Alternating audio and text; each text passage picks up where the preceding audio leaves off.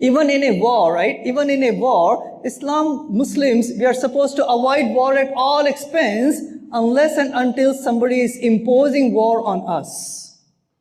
So then every person has a God-given right to defend themselves. Like for example, 2 a.m. in the morning, if you get a knock at the door and when you look out, you can find out that there are people with chains and guns and knives, they're trying to harm you and your family. You're not going to say, you know what, let me just go to sleep. What you would do is, you would make a plan to defend yourself. Maybe a baseball bat, right? Maybe you'll call 911. If you have an alarm system, you'll push it right away. You want to defend yourself. So Islam has also given that right to the Muslims to defend themselves.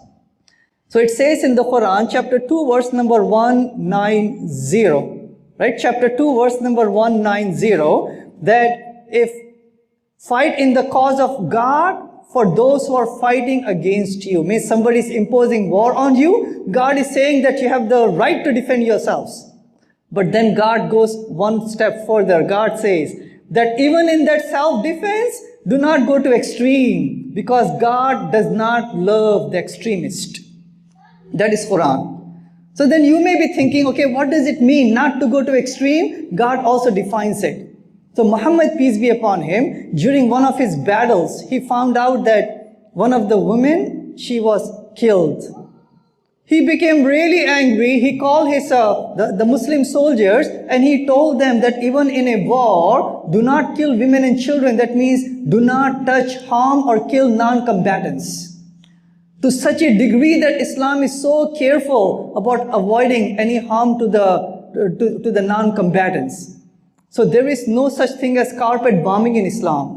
There is no such thing as Hiroshima, Nagasaki in Islam. Even if the enemy harms your civilian population, Islam does not give the Muslim the right to harm or kill the innocent civilians of the enemy forces. That's how careful Islam is.